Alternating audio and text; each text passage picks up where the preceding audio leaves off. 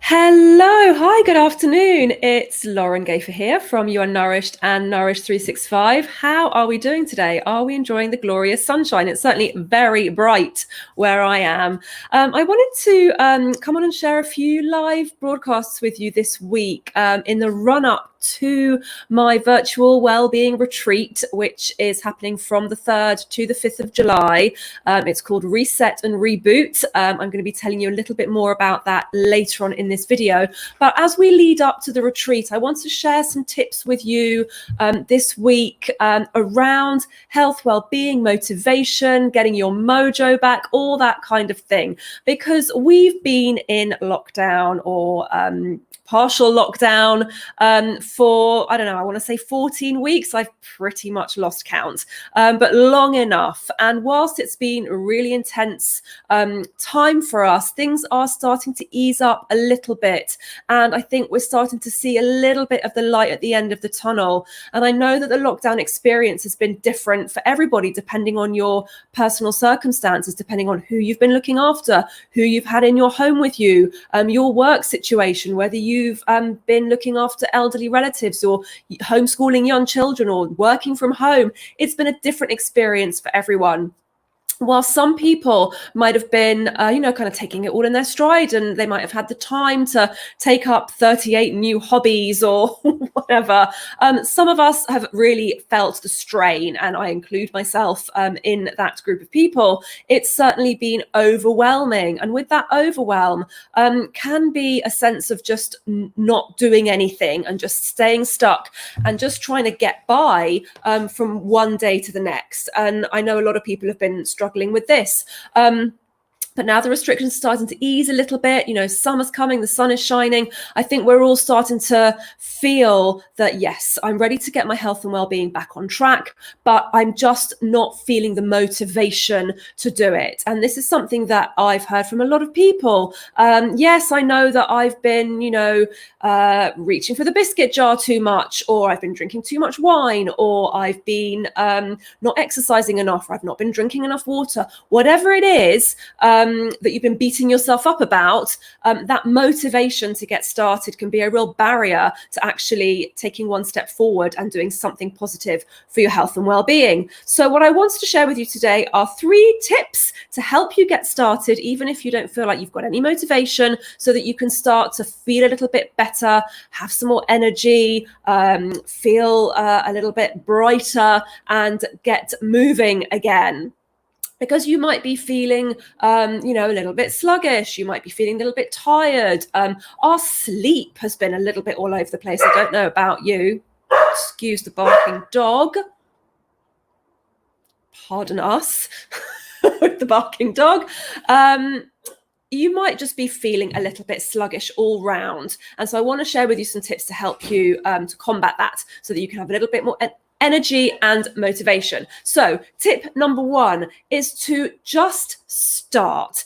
It can be really easy to get caught up in the perfectionism of needing to do everything and needing to do it all today, but that's not going to get you anywhere, and it's not realistic, and it's not achievable. I know what it's like to be a perfectionist. I'm going to talk a little bit more about perfectionism a little bit later on in the week, but I get what it's like to think, well, I can't do everything, so I'm not doing it, or I'm not doing anything.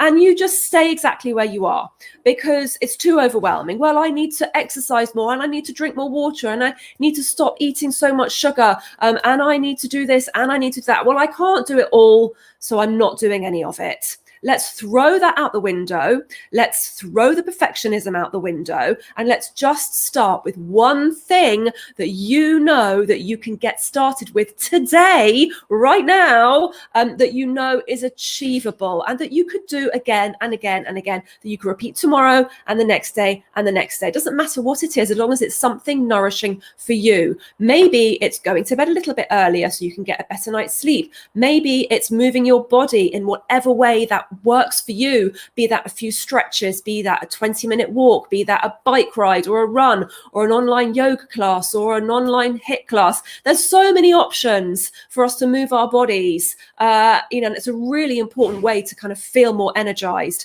So maybe it's one of those, and you know that you can commit to doing something 10, 15 minutes each day. Maybe it's, eating a salad with, lots of different colored vegetables in so that you're getting fiber and you're getting antioxidants and vitamin C. Whatever it is, pick one thing that's good for you, that's nourishing, that's good for your body and mind and your soul, and stick with that one thing and just do it each day. And another bonus tip would be to track it. So if you've set yourself a goal of drinking 1 litre or 1.5 litres of water, or even 2 litres of water each day, then make yourself a little tracker. You just need a Post-it note or a piece of paper and a pen, doesn't have to be fancy, and just set yourself a goal. I'm going to drink 1.5 litres of water every day this week, and tick it off. And that sense of accomplishment is really motivating. So that's tip number 1, just get started. Pick one thing you can achieve and get started. My second tip is to accept the imperfections. I've talked a little bit about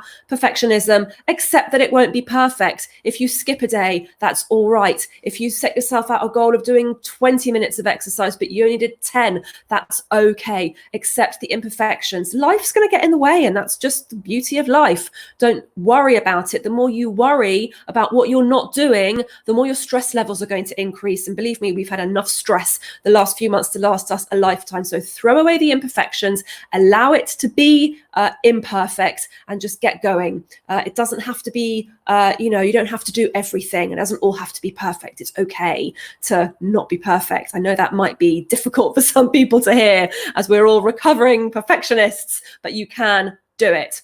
And my third tip is to focus on the positives. I hear this so much in, my own communities, in my own membership. Oh, I had a green smoothie for breakfast, and I did a 20-minute workout, and I've had my 1.5 litres of water today, but I ate a slice of cake this afternoon, but I drank an extra glass of wine at dinner, but I didn't do this, but I didn't do that. I don't want to hear about the buts. I just want to hear about the positives. And the same for you. Stop beating yourself up about the things that you weren't supposed to do or that you didn't do enough of, and focus on the things that you are doing. And again, it's all wrapped up in that perfectionism.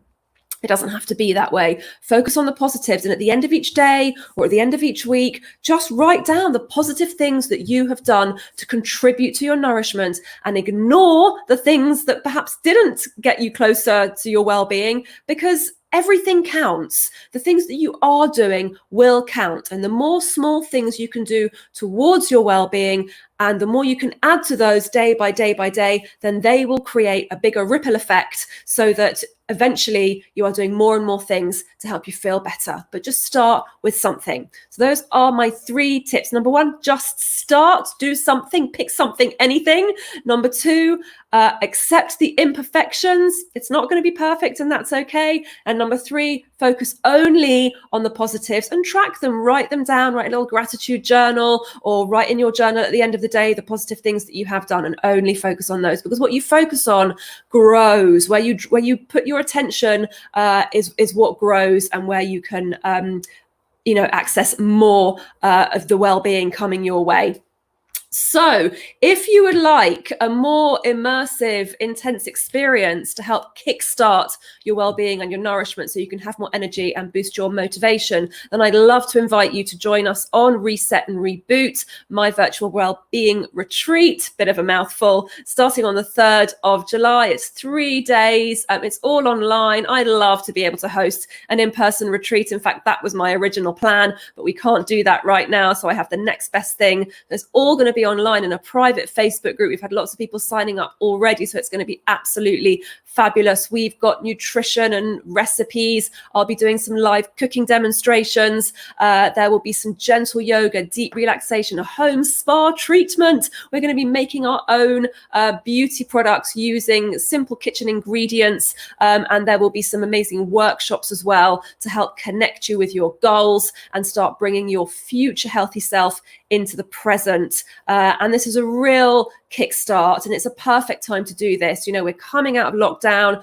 things are starting to look a little bit brighter, the sun is shining, this is the time to focus on you. And I want to help you to do that so that you can feel better, prioritize your self-care, prioritize yourself. It's going to be a really fabulous experience. So make sure that you get your place on that. Go to laurengafer.com/retreat and sign up today. All right, I will be back later in the week with more tips to help you with your motivation around your well-being. If you've got any questions at all for me, then do let me know. Otherwise, I shall see you on the next video. Take care. Bye.